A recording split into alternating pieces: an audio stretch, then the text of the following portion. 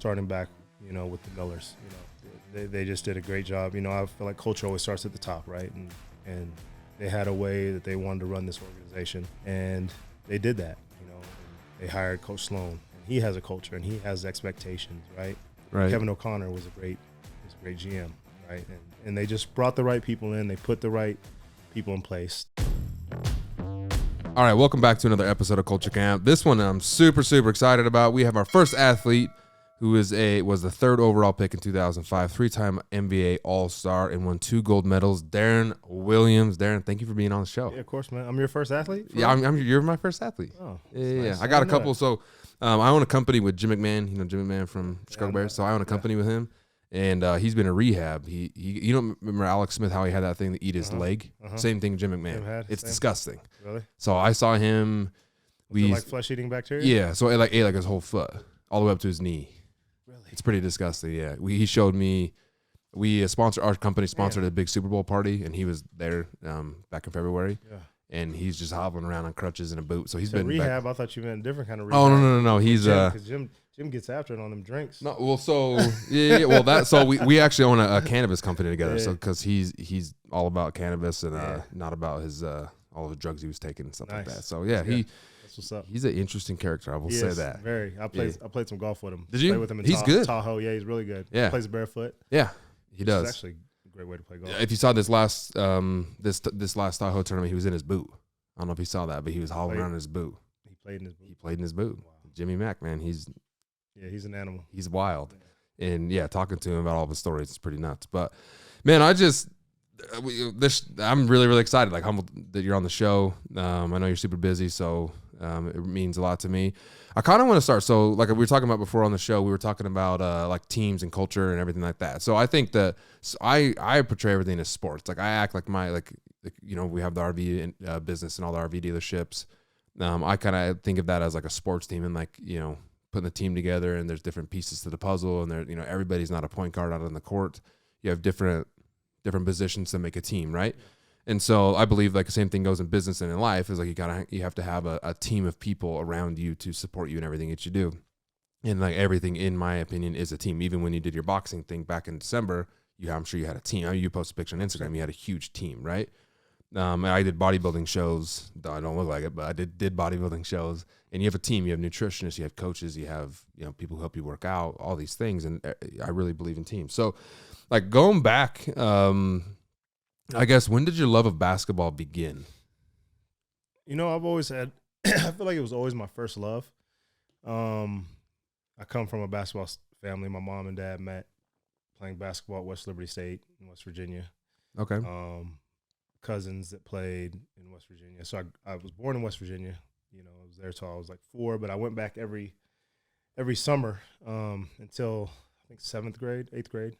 So 8th grade I think was the first year I didn't go back, but I would go back every summer. And my cousin was a basketball coach at a small school in Ohio, and so they always had a basketball camp there. So I would go back, spend time with my grandparents in the summer. I'd basically live with them for the whole summer.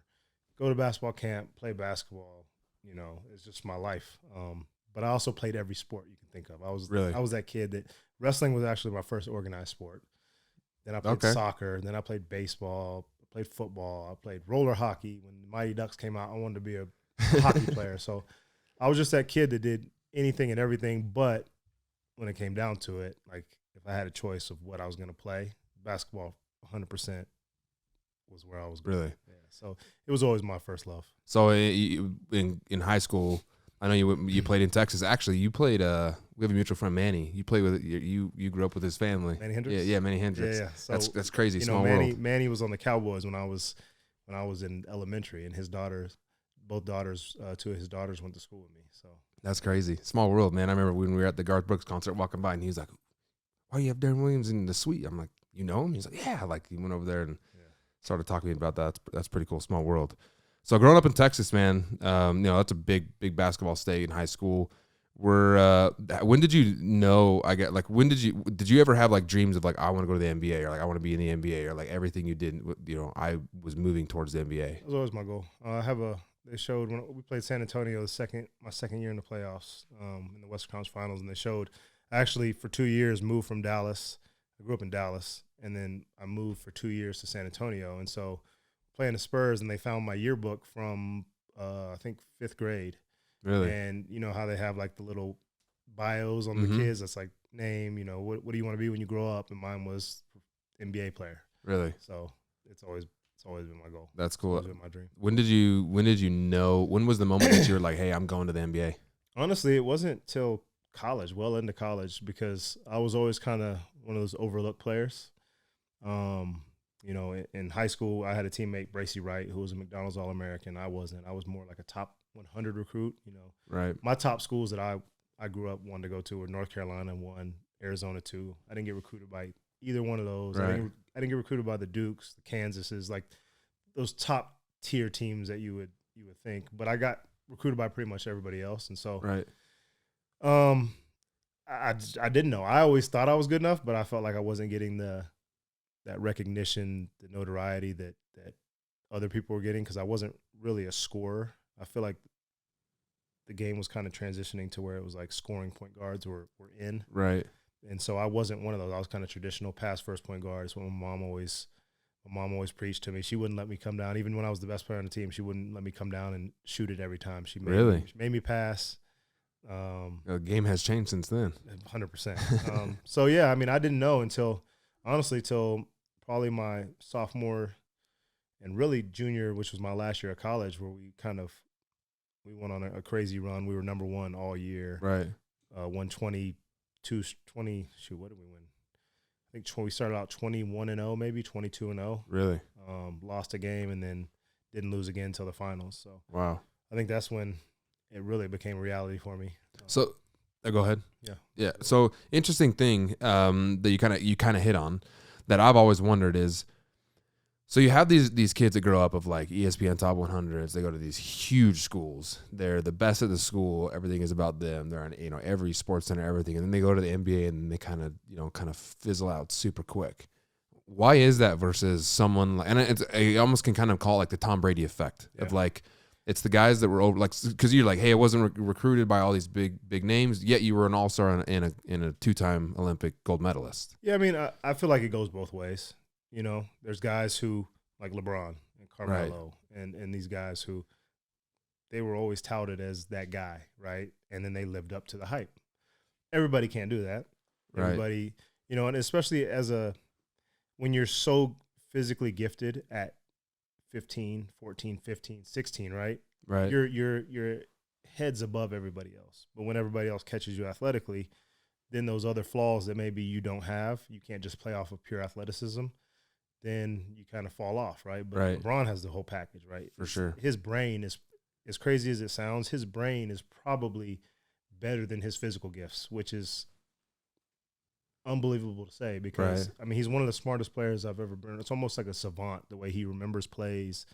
He knows where everybody is on the other team, where they're going to be. Like, it's incredible, you know, especially as a point guard, because I feel like I was a smart player. I was, you know, I knew the game. I understood the game, but it's almost like he sees it in a different way than anybody else. And that's so interesting. For every one of those, there's that guy that just doesn't have that. Right. You know, they're just physically talented. They might not work hard.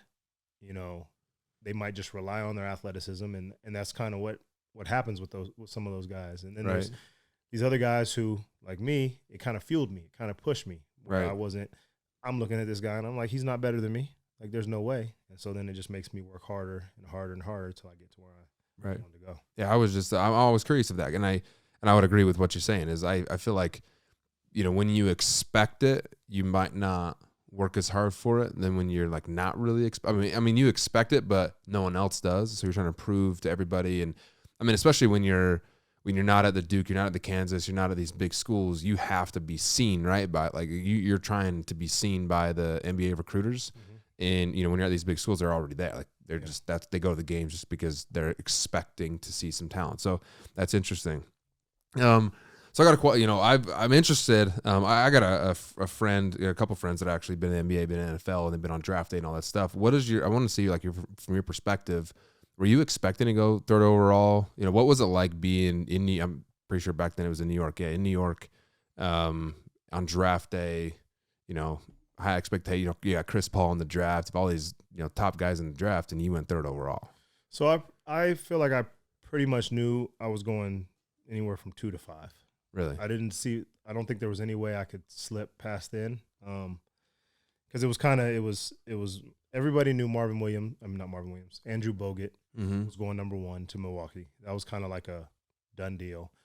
Number 2 was Atlanta, who I worked out for and had a really good workout for. They didn't have a point guard. They needed a point guard very badly. And then they had like 6 small forward, power forward type players who could really play from 2 to 4, right?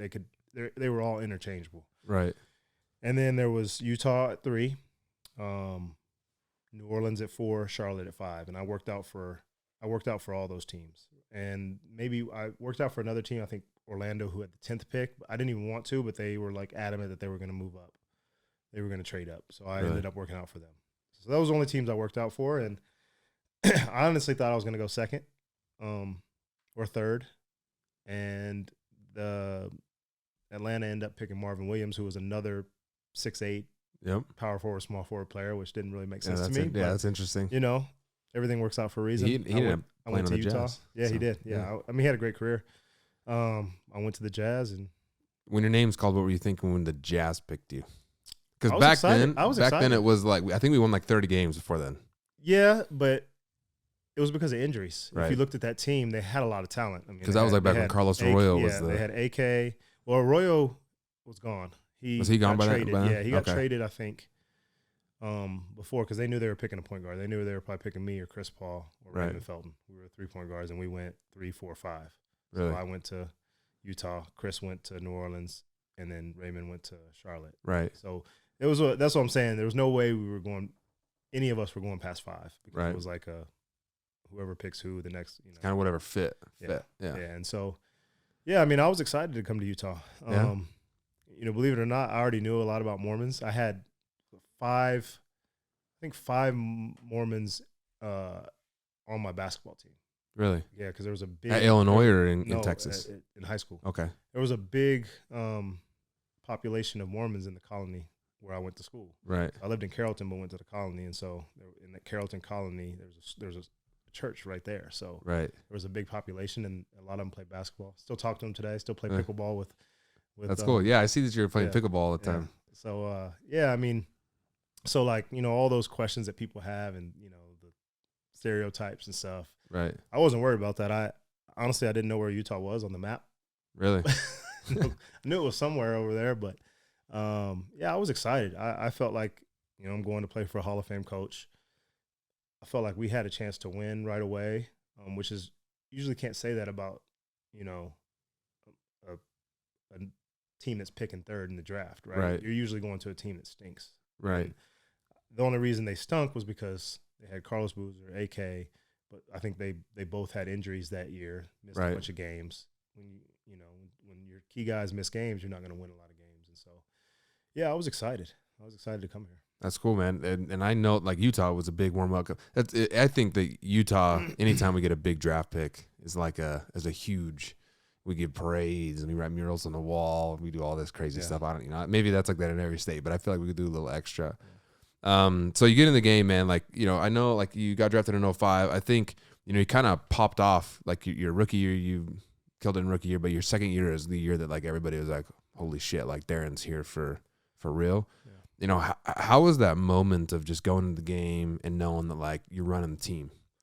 It was good. You know, I felt like I could have done that my rookie year, but Coach Sloan he's that old school where honestly, he was just fucking with me, I think, a lot. Just that's kind of what he did. You know, he wants to see what you're made of, how you respond, how you handle, you know, certain situations. Right. Like being fucked, you know, because I was clearly the best point guard on the team. For sure. No disrespect to the guys that were playing in front of me, because, you know, they helped me tremendously my rookie year. You know, Milt Palacio, Keith McLeod, these guys, you know, helped me a lot my rookie year, and they were professionals and played the game the right way, but I was better than them.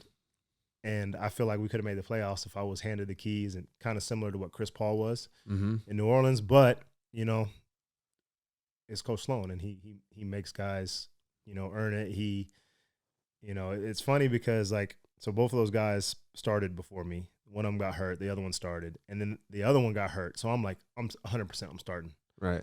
he started a 2-guard. He was also a rookie. Really? Also a rookie, but he was a 2-guard, undrafted 2-guard. Andre Owens is my boy. Started him at point before he started me. And so that's what I say, like, yeah, he was definitely fucking with me. And yeah, it pissed me off. And, did it make you drive even harder at practice? At first, actually I kind of pouted for a little bit. I kind of was like in my feels. It kind of pissed me off. And like, I'm just like kind of over, like screw this guy. Yeah. Like over this, cause this is like, at this point, it's kind of like a joke, right? Right. Like, you're playing a joke on me. Yeah. Like, come on now. Like everybody in the team knows. Everybody in Utah knew. But everybody in the country knew. Yeah, but it made me bounce back. Like I think it was kind of right before All-Star break. And so like I took All-Star break and my minutes were up and down. I played 40 minutes one game, next game I played 8. And it was just like so sporadic. Right. There was no rhyme or reason other than him just messing with me, right? And so I took All-Star break and I'm like, all right, I don't care if I play the 1, I play the 2, if I start, if I don't start, I'm just gonna go out there and I'm gonna hoop. I'm gonna play balls to the wall, and I'm just gonna go. Right. So I kind of did that coming out for like 6 games, and then he started me the rest of the season, and so it was kind of history. Like, I came to a couple games. I played like 2 games in summer league that next summer, and then they were like, they shut me down. They're like, all right, we've seen enough. Really. And so then I had this that kind of breakout season. Yeah, I definitely remember it for sure. Yeah, I mean that's interesting. Did you have anybody like during that All-Star break telling you, hey, like, just stick with this, stick with this, stick with it? Or was it really just you were self-reflecting? Yeah, I think it was just more me, because I was in All-Star at the All-Star break because it was in what was it, Houston? Yeah, Houston. I was on the rookie team, the all-rookie team. So, I went to that and played in that, and it was kind of fun. It was kind of fun just to like get that little break and get out of whatever was going on mentally with me and kind of just reset, And yeah, I mean, of course, my agent and my high school coach who worked for my agency at the time, he was kind of mentoring me and talking to me through some things. But yeah, it was more me, just like, all right, this is the cards that are dealt. Right. I can't do anything. I can't make him play me. Right. Except for making him play me, and that's kind of what I did. Right. I can't go tell him. Right. And Coach Sloan play me. I mean, I think that's a good lesson for a lot of young guys, because I had a similar situation in football, and like I was clearly the better person on the team, and like that coach would just mess with me and mess with me and mess with me, and like make he would break me down so bad that like I just want to fight everybody, and then I'd go to like it would even be so bad where I'd go to suit up for the game. Like, what are you doing? Like, no, I'm suiting up for the game. He's like, no, you're not. Throw a clipboard at him, like, you're taking stats this game. Yeah. I'm like, what are you talking about? Like, I'm the best. Like, I actually quit. I ended up quitting. I was like, screw this. I still to this day regret that. Yeah. I wish I would have had some. I mean, like my mom and dad are great, like, but they really didn't care much about football, and I didn't have that. But same in basketball. Like, I break me down, and I just ended up like kind of taking the easy way out. And I think it's taught me now in life, like later, I've been able to look back at that and I live with a lot of like I feel like regret's good because you learn from it. And if you just be like, oh, I don't regret anything, then I feel like you don't really learn much. Yeah. And so like I definitely like look, I mean, I was the best shooter on the team. I missed a couple of threes. I took myself out of the game. Like why did I do stuff like that? Yeah. But like I wish I would have kept in there and kept like, okay, I'm gonna show these people I'll ball out. But I just didn't have that strength mentally back then. You're young. I mean, same thing with me. Like I held on to that the whole time I was in Utah. Like it like was always there. Like really, he fucked with me like for no reason. Like I could have maybe been rookie of the year. I could it's just like little things that when you're 20, I'm 21 years old. Yeah. Like you don't know how to handle, right? I don't have that same mentality now where I could just be like, okay, it wasn't that big a deal. Right. Right. So I mean, talking about your career in Utah, I know like that's it's a big deal. Happened back in 2011 when you got traded to the Nets. Yep. We all woke up to it. I mean, big huge surprise. Really. I mean, I know I don't know what you want to get into, man, but I know there's a lot of people that are really interested and maybe haven't heard the actual like what happened story and how on your side. It's there. I know, but I've done articles, I've done podcasts. Really? So yeah, I mean it's out there. And it honestly it wasn't that big a deal. I think it was just more the build up, right? From that whole season. We had kind of a new team and we came to training camp and we weren't we weren't very cohesive yet. Right. And there was some like miscommunications on defense, and I kind of wanted as a point guard, as a leader, like the way I was taught, you know, if something's broke, you try to fix it, right? And so I would do that. Coach Sloan being like kind of old, you know, the old school that he is, he sees that as like more undermining him. Right. And so we kind of butted heads on some things that whole year. And then it just kind of came to a head that night when we were playing Chicago, and Al Jefferson, we run a play to him where he usually comes from the right block to the left block, catches it. But I told him, hey, let's switch it up. I just like kind of made an impromptu, let's switch it up and run it to the other side, because it's just stronger hand. So we ran it to the other side. Coach Sloan was not happy. And so he kind of let me hear about it at halftime, and I kind of snapped back at him. Was like, I mean, not really. I didn't really snap back. I just was like, you know, I just saw something. I ran it to the other side. He's like, you want to coach the team? I'm like, no, it's your world. I'm like, I ain't trying to do that. And so then he told Greg Miller, he's like, I need to talk to you. And I was like, no, I want to be there too. So I walked in, and he basically was like, I'm done. Really? He finished the game, and then the next morning resigned. And so that's what it was. It's crazy, man. It was a big deal in NBA. Yeah, for sure. In Utah history, NBA history, Yeah. it was a big thing. But I think, I mean, Sloan was, I mean, he was getting up there in age, and I think he was just kind of like, you know, screw this. So, how was it like getting traded? I mean, it was a lot, man. That whole situation kind of took its toll on me mentally, because then you got people saying that I'm the reason Hall of Fame coach decides to step down. Right. It weighs a lot on you, you know. And so I got traded. I think I can't remember how many games I played after that, because Ty Corbin took over. Right. I want to say maybe 4 or 5. Honestly, everything like from that day on was like a blur. Right. And so then I get traded. Yeah, because I thought it was like right after that. So it was a couple games. I played a couple, maybe 2 or 3. I don't know. Honestly, I'd have to look it up. Yeah, I can't remember. So we're in Dallas playing where I'm from, and I have like 30 tickets to the game. I have a suite and like 10 other tickets to the game for all my friends and family. And right. We wake up that morning, we're going to shoot around. So we tape for shoot arounds. And so I'm in the trainer room getting taped on the taping table, and we're watching. We always watch like SportsCenter or whatever TV, and it pops up breaking news that I'm traded to the Nets. And so that's how I found out. Really? And they're like, you know anything about this? I'm like, no. So I get off the table. Obviously not. You're taping me. Yeah. I go out in the hall. I call my agent. He's like, I have no clue. Let me call. So he calls me back. Agent didn't even know. Mm-mm. Like there was nobody in your camp. Nobody. Involved. So he calls me back like 5 minutes later. He's like, yeah, you've been traded.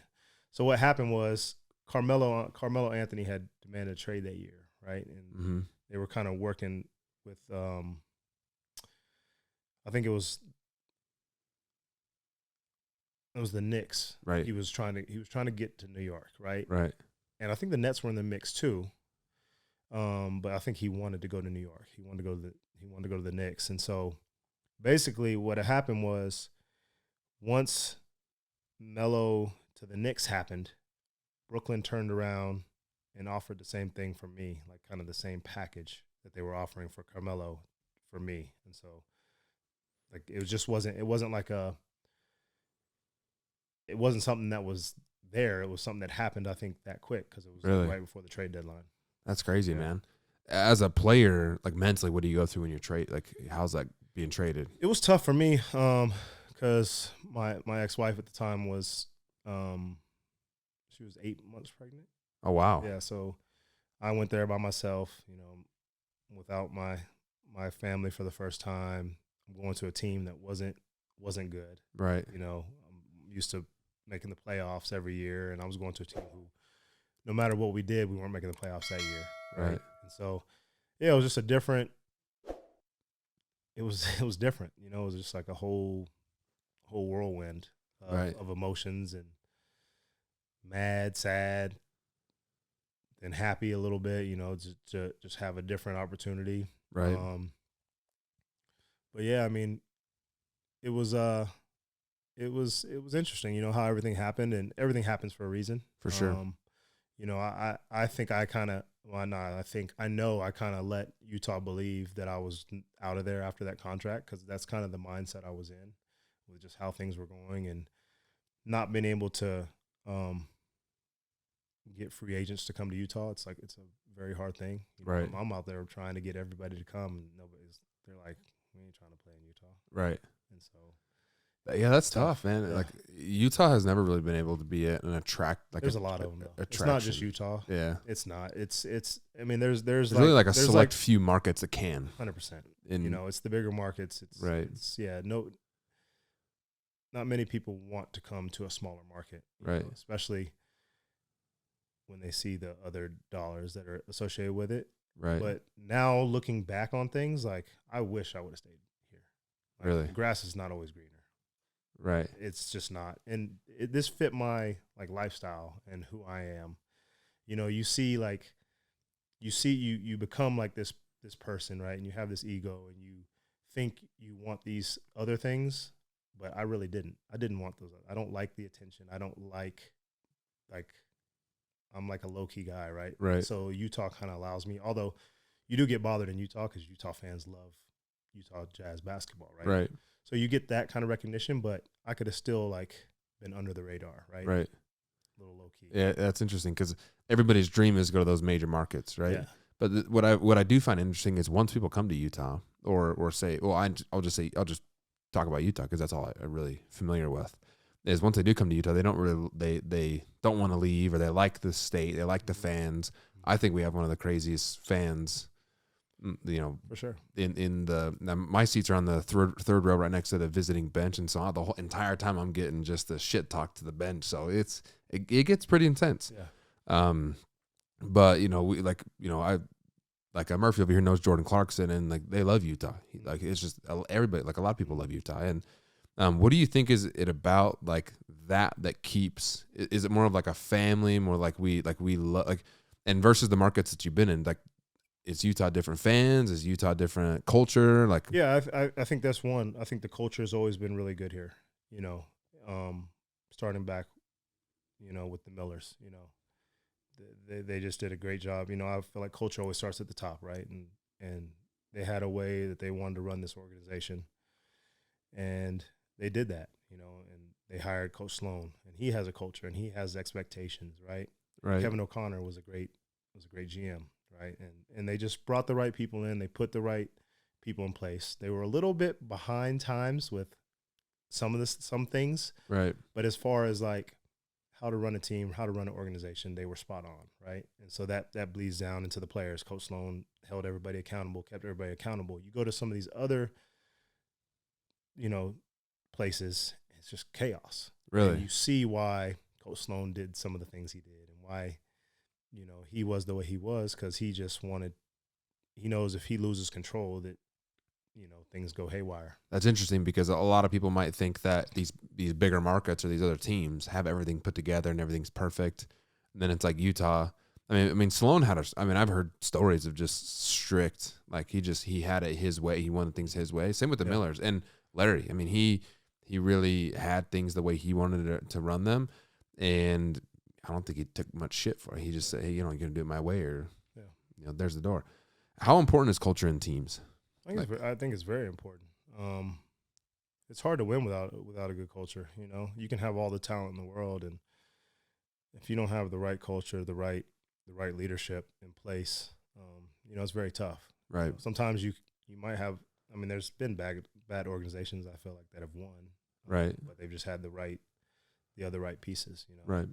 As a player, how do you react to, like, you know, you've always been, I'm sure you've been on a bunch of teams with that quote unquote cancerous person, or that person just didn't fit, or that, you know, as a player, how do you react to that? Especially being on a NBA team where you might not be able to do much about it, because it's kind of your decision, but at the end of the day, like, you kind of just push through it. Honestly, I haven't really played with like a cancerous person like Really? that, you know. You know, people talk about like Kyrie, right? Him being cancerous or whatever, but I played with him and LeBron. I don't think he was cancerous. I think he was just at a different point in his life, you know, and he was trying to figure things out. And but I mean, he had already won a championship, you know. So Right. there's nobody that I can say was really cancerous that I played with. Really? It's just circumstances, you know. I think in order to win and win a championship, everything has to go right. I mean, because look at all the people that haven't won championships. Right. You know, look at John Stockton and Karl Malone. Look Yeah. at Charles Barkley. Right. Some of the greatest players to ever play this game, and they haven't won a championship. So, but yeah, I mean, I feel like culture is a huge part of that. I feel like leadership is a huge part of that. Camaraderie, you know, for the most part, I think the teams that like really love each other, that really get along, that do things together off the court. Right. I was going to ask how much are players doing stuff off the court together? Yeah, I mean, I think it depends on the team, right?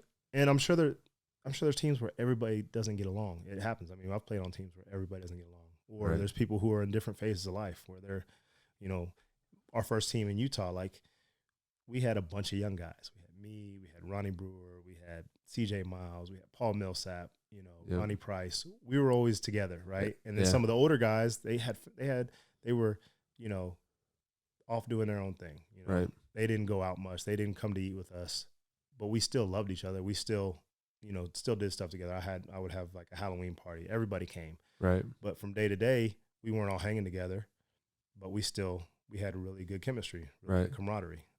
And then I played on teams where it's kind of just like 3 people here, 2 people here, 1 people here, and we were still good. So, Really? you know, it just depends. When you step on the court, is it a totally different mindset than like, you know, stuff happened a couple of hours ago doesn't really matter, or arguments or whatever. Like when you step on the court, it's business. For me, I mean, that's how I always was. You know, I don't care if I didn't like you. When we got on that court, we're friends. Yeah, you're my teammate. I have your back. You know, you Right. have mine. For sure. Do you have a favorite team or year that you played with? I think my second, honestly, my second, third, and fourth years with Utah were really good. We had a kind of good mix of talent, and you know, we were pretty successful. We just ran into San Antonio and then 2 Laker teams. Right. All 3 of those teams won championships. Right. So we ran into the best of the best, you know. But I got along with everybody on that team. Great team, honestly. And then my New Jersey Brooklyn team. I really enjoyed playing with that team. I had fun with that team, and I actually had fun when I came back to Dallas, playing in Dallas, playing with Dirk. Dirk is great to play with. Really? Yeah, we had a great group of guys. The coaching staff was great. And that's your hometown. Home, yeah. So it was good to be home. You know, I was kind of, when I left Brooklyn, I was kind of was not loving basketball the way I used to. Really? And Dallas When you left Brooklyn? When I left Brooklyn, yeah, Really? it kind of got me back into the swing of things. That's cool. How's playing for just the mind blanking, the owner of the Mavericks? Oh, Cuban? Yeah, how's playing for Cuban? Mark's great. How involved is he actually? He's involved. I mean, so he's very involved. He's kind of like Larry was. Larry was at every game. Yep. But and sitting, like most owners, sit in a suite and chill and don't really pay attention. Yeah, some. I mean, like Larry was right Larry there. was right there. Same seats. Mark's right there. Yeah. Mark's closer than Larry. Larry was like, yeah, he's like kitty corner to the cross court. Yes, yeah. and the family. And Larry never said anything. Even halftime, Larry would come in and sit. He had his own locker. He would come in and sit, listen to halftime. You know, listen to coach talk at halftime. And he would walk out. So he was there, but he wasn't very there was a couple times where he got after our ass, like right. we were playing like shit. He came in and let us hear it, you know.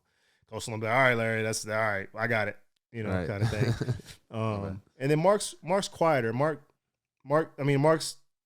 more doing his thing on the bench with refs. Like he loves jawing with refs. He loves getting after refs. Right. You know, he'll say something to guys here and there, but like he kind of he's around, and he obviously his presence is known because he's Mark Cuban, right? Right. And you know, he jokes with guys and hangs out with guys, but yeah, he was great. I mean, he was great to play for. Right. That's awesome.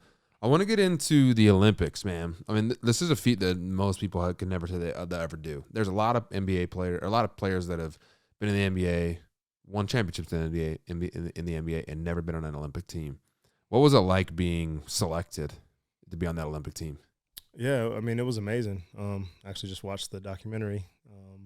I actually saw that you posted that on. I think you posted it on your Instagram. You were watching. Yeah, yeah. So you know, it was fun to watch. But yeah, it was. I mean, it was incredible. I was only 4 years old. 23 years old because the year before was the FIBA World Championships. I wasn't. Right.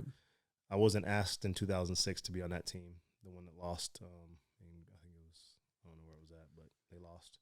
And then that next year, they kind of like revamped, and that was after my breakout year. Right. And so then I was asked to come and try out for the team. End up making it, which was, amazing. Because then they called the 2008 team the Redeem team. Yeah. So I'm on the team with Kobe, LeBron, Melo, D-Wade. Yeah. Guys that are legends. Right. Already in their young age. Even though some of them were the same age as me. That's crazy. Like you said, some of these guys have been the ones since they were 14 years old. Right. And so, yeah, it meant a lot to be playing on that team, to be representing my country, and have a chance, like you said, to do something not a lot of humans have the chance to do, be in the Olympics and compete for a medal. Right. How, like, getting selected, being on that team and being a part of that with all of these, superstars, future Hall of Famers, how was that? Jeez, Murph. How was that, like, getting selected, going to the first practice and knowing, hey, I'm with all these guys, and creating like a team out of that? Is it kind of just expected because you're so well versed in basketball? Was it easy, just natural, or was it like, okay, you got D-Wade, you got you on the team, you got, like, there's multiple positions and multiple good people. Yeah. How do you make a team out of that? Well, I mean, I think we were talking about culture, right? Right. That was a big part of this USA basketball team. Was they assigned Jerry Colangelo, he's a University of Illinois guy, right? Which is where I went, and they made him the head of USA basketball, and he had pretty much sole responsibility for picking the coaches, right? And so he picked Coach K, who right, obviously is one of the best coaches to ever coach the game. Was that Coach K's first Olympics? Yeah, really. But he was a college coach, right? So there's questions, obviously about how can a college, because traditionally college coaches haven't had a lot of success in the NBA, right? But they were just setting the culture, right?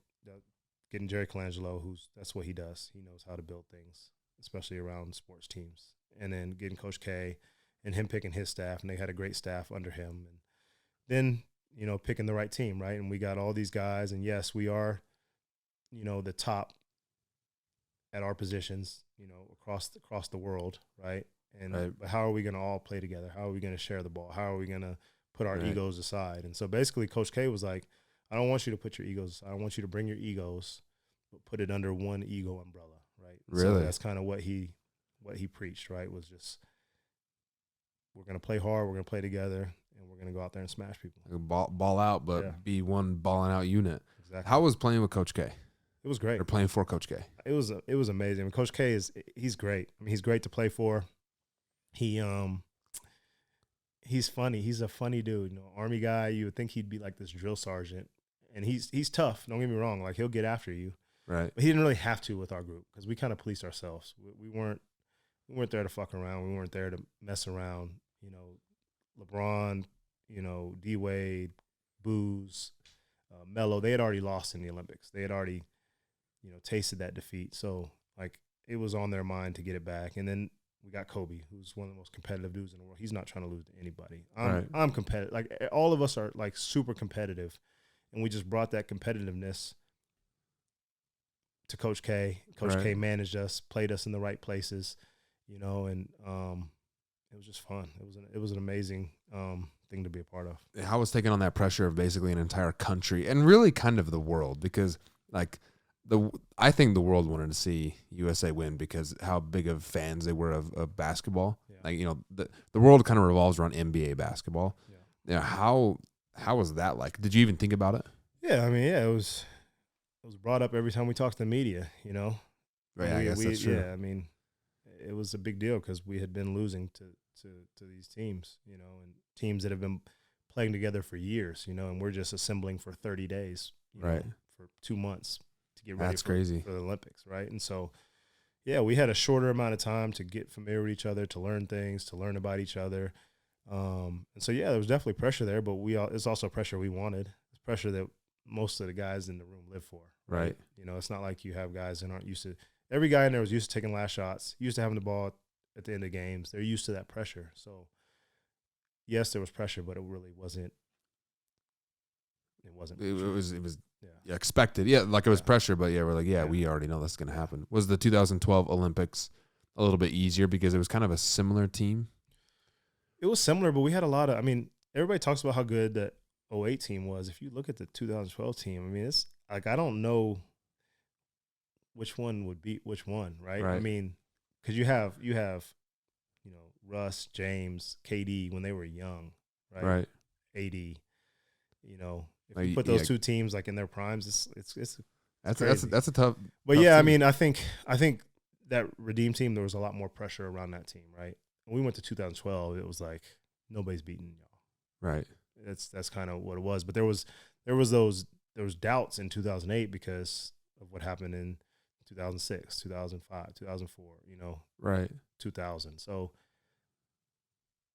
it was different. That's tough. And you were, what'd you say, 23 years old? I was 24 during the 08 Olympics. Geez, that's in 28. That's tough, man. Yeah. I mean that's an entire. I mean you're. Did you guys have? I mean, was Coach K just knowing how young you guys were? Was Coach K just like, hey, like just keep? Well, that's why he brought in veterans. He brought in Kidd. Jason Kidd was, I think 30, maybe 35, 36 at the time. Right. He was the older guy who had already won a gold medal. I think in 2000. 2000 maybe. Yeah. Yeah, 2000. So we won in 2000. Yeah. Because 4 they lost. That's. Yeah. 04 they lost. So yeah, 2000. Man, he was young back then too. When in 2000? Back in 2000. Yeah. So they brought in him. They brought in Kobe, who was a little older. He's 30. So there was a steady influx of guys that were a little older than us. Tayshaun Prince, Mike Miller, those guys were older, some vets. And then you had the mix of younger guys, but younger established guys. Most of those guys were pretty established. Oh yeah, I mean the best. I mean that was the best in the NBA. Best, yeah. I mean yeah. Who was your favorite person you ever played with? Everybody always asks me that. That's like a tough question. I don't know.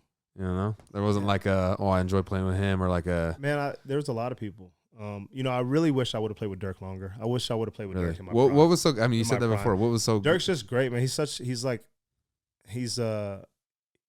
superstar, but he's so low maintenance, and he is just fun to be around. He's funny, keeps things light, but he's about his business too. And so it's just like the perfect blend, of a superstar. I've heard a couple people like tell him or stories about him, and a couple people that I heard have met him is he just wants to win so bad he just doesn't really care. Like he'll take the shot if he needs a shot, he'll pass the ball if he needs to pass the ball. He's shooting that thing. Yeah, I mean he's shooting that. But he just wants to win. But he's shooting it his hand. Yeah, but you want it in his hand because he. But like he doesn't need like I've heard that he like no he wouldn't care if the next guy makes the basket because there's some people that are like I need it like Kobe needed it but he also for the right but there's some people that need it for the Michael Jordan needed it. Yeah. LeBron doesn't need it.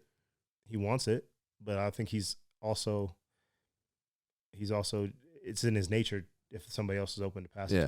But he's also not like I mean but I mean he's a good shooter, but I almost think he's a better shooter in those end of the game time situations than he's made so many game winners too. Yeah. People fail to realize. He's played 18 damn years. Yeah, but I feel like he's a better shooter in those situations than he is like regularly. Like he's a decent he's gotten better as the years have gone on. I mean, he's improved his 3-point shooting. Yeah, but he wasn't always like that. He wasn't like a Curry or Kobe. Even Kobe was a really good shooter. First of all, there's nobody like a Kobe. Yeah, I guess that's true. But he wasn't like I'll say Kobe or like even Michael Jordan was good at.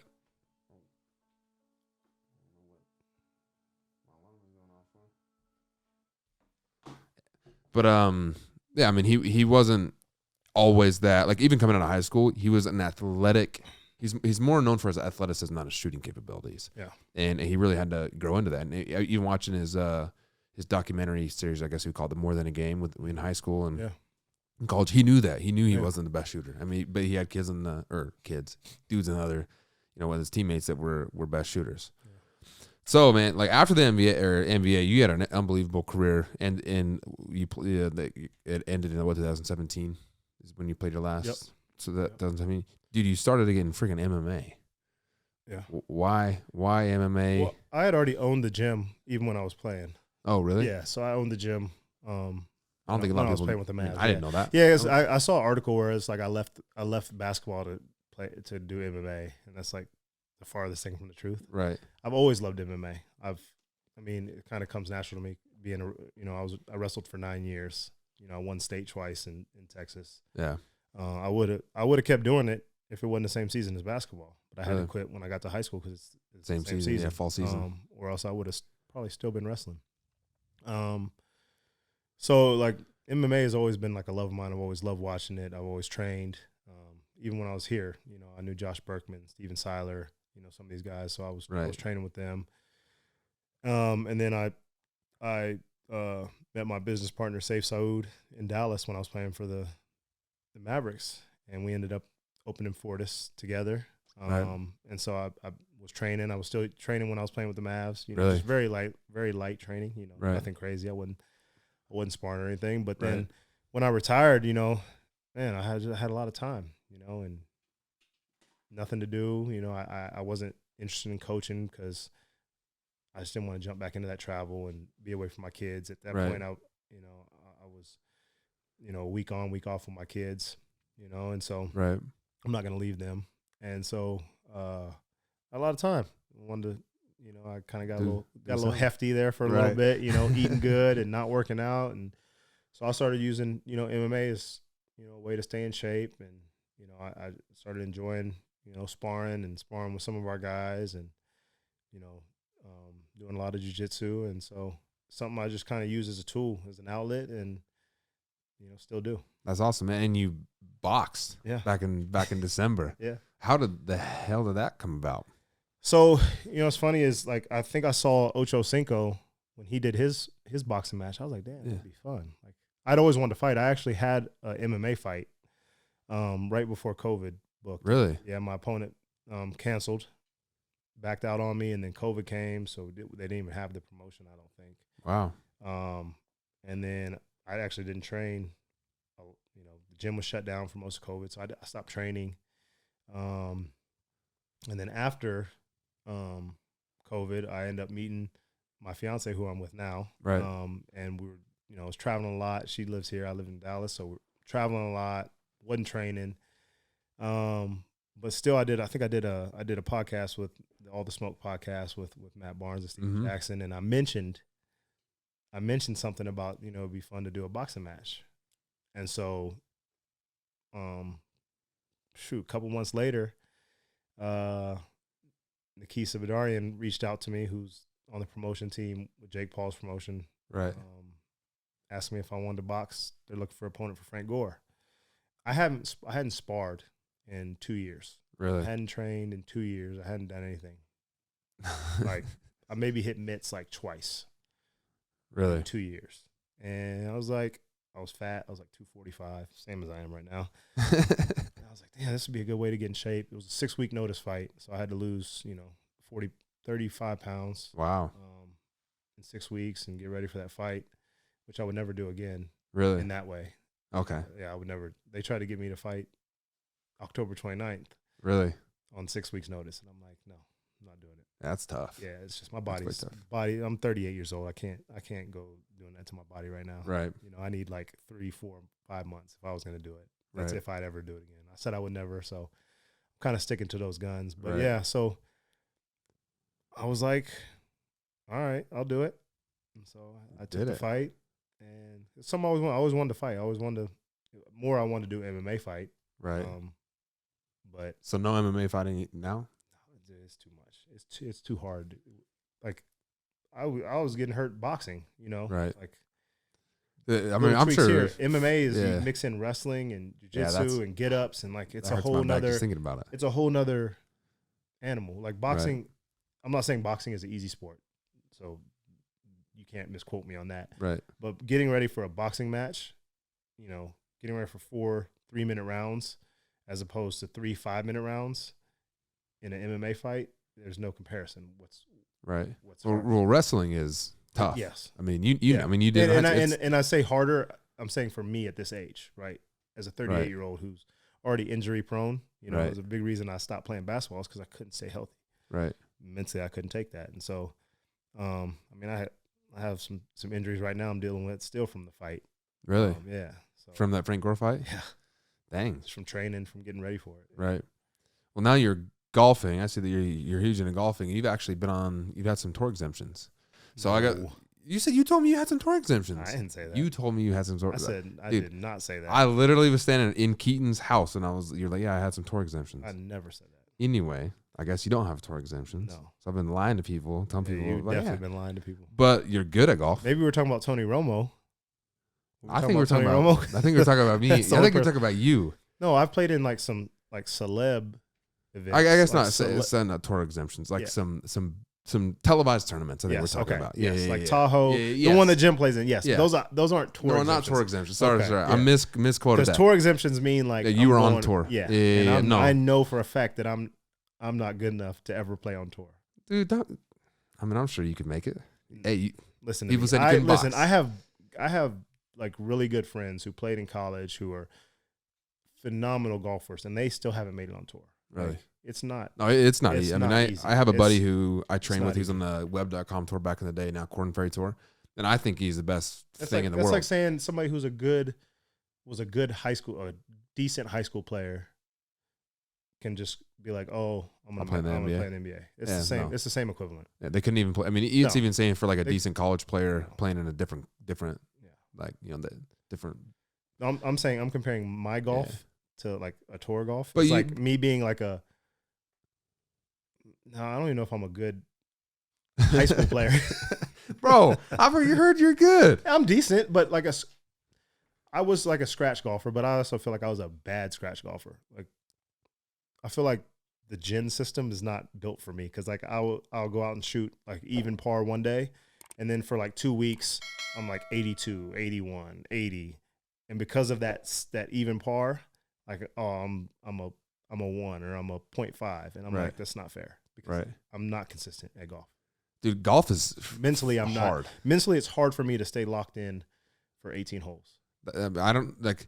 So I went to the Players Championship at TPC Sawgrass back in whenever it was, like March, something like that. Yeah. Dude, to watch. So I got to walk with a couple of the players, like Dustin Johnson. I got to walk with who was Jason Day and a couple people just walking with them on the course. Yeah. Dude, the way that they like carry themselves on the course is unreal. Yeah. Like, and it's crazy because it looks so easy to them. They put the ball where they want to. They hit a bad shot and it's not the end of the world. No, And and they're me, just I hit a bad shot and I'm ready to throw every club, break every club, telling myself I suck. So what got you into golf? Why you start golfing? Just something to It was do? the first sport I wasn't naturally good at. Really? Yeah. You know what? I've heard that from actually I've watched a lot of interviews with a lot of athletes, and a lot of them say that. Yeah, I feel like as like when you're a high level athlete, you're always looking for like a challenge, Right. and so I think that was it for You, me. you golf a lot now. I see. I haven't like the last 2 years. I've actually not played much golf. Really? Like I'm up to a 5 handicap. I don't care. I played twice in the last like 3 months. Really? I just don't. I don't know. So I've been playing a lot of pickleball. I do see that. So what is what do you It's my next challenge. next challenge is To be- pickleball? to get up to like a 5. Playing the national championship pickleball? No, but that's another thing. Like I know I'm not good enough to be like people will say, "Oh, you're gonna turn pro," and I'm like, no, I'm not good enough to play pro anything but basketball at 38 years old. That's funny. Like, I guess it's just our expectation of pro athletes should be pro but at It's everything. also stupid. There's professional like a lot of people that are starting to play pickleball are like pro tennis players who are really, really good pro tennis players, Right. but they're not making any money on the tour. So then they go play pickleball. Really. So you're gonna tell me that would be gonna tough to compete compete. with that? Like, come on. That would be tough to compete. It's just like I'm getting beat by 60-year-olds still. Like really. that have been, because they just know how to play the game. The pickleball I'm just learning. kind of came. I've gotten so much better. Like, so I've been playing over the last 4 years, but very sporadic. Like the first time I played, I didn't play again for like another year, and then Really. I played like twice. So like all in all, I've probably played maybe 25, 30 times, but very consistently over the last like month and a half, 2 months. And like how good I've gotten from then till now is pretty scary. Yeah. Yeah, because I catch on to things really quickly, and I'm like good at watching, and like I see what people are doing, and then I start implementing it. Really. So I haven't played pickleball since high school. it's so fun. I need to get out and play. My family does. There's like I think in Farmington there's a big old like a pickleball court over there, Right whatever. by my house. Yeah, and my family goes over there all the time. And then I was, hey, you want to go? Go to I'm the Pickler no. in Ogden. There's the Kitchen in Kaysville. Really? Isn't there one down in Salt Lake too? Yeah, I'm sure. There's a couple. Yeah. There's one in like Orem, I think, like a big Orem. There's a couple Picklers. There's a couple Picklers, and there's two. There's the Kitchen, there's one in Kaysville, one in Woods Cross. So is that what? So what's next for D. Will? Pickleball? Pickleball. I mean, yeah. I mean, just as far as like hobbies, yeah, I really am really enjoying it. What I like about pickleball is it's not 6 hours. Like golf is 6 hours. Right. And I used to love that. I used to love the outlet. I needed the outlet. I don't need that outlet anymore. So 6 hours, I don't want to be anywhere for 6 hours anymore. Dude, it's a long. I mean, it's like like you're driving there, you're warming up, you play. You usually eat food after because you've been out there for 6 hours, right? 4 hours, 5 hours, whatever, and then you drive home. Right? And so all in all, it's like a 6 hour process, right? Where I can go play pickleball and be home in 2 hours, 2.5 hours, right? Yeah, no, and it's active. You're right about that. I mean, my wife complains about that. I don't want to say complains about that, but I got her into golf, so now we go together. Yeah. But then it's like now I'm with my wife for 6 hours, and she brings up everything that I've ever complained about. And can't tell her. It was that outlet. Yeah. No, it's not. Yeah. Well, cool, man. Dude, I really appreciate you being on here. One thing I want to ask you, this has been a good one because I really I've gotten to kind of know you a little bit better and like teams and just really, really important, I think, for that whole aspect of camaraderie for teams. I want to ask you, success is what to you? How do you define success? That's a tricky question. Because I feel like everybody views success differently, right? Right. If you would have asked me when I was 20, 21, 22, I'd probably been like, me having a Hall of Fame career, making a certain amount of money, whatever. But I feel like that's changed. My philosophies on life have changed. So I feel like I'm still searching for what that means, I'm still looking for what that is. Right. I know you're a big family man too. Yeah, be a good father, to have, raise my kids the right way, have them have a good core values. Right. That would be success for me. Nice. Yeah. I mean, you're right. It's different for everybody. And, one thing I do know about you just from the few times we've hung out is your family's huge, and not only do you have a lot of kids, but your family is very important to you. I mean, you talk about your family a lot. Adopted the Mormon ways, man. Yeah. Hey, you know what it is? You came to Utah and they stuck with you, right? Yeah. They followed you from Texas to Utah. It is what it is. But no, appreciate you, man. It really, really means a lot that you're on here, and looking forward to this one coming out. Yeah, man. Have me.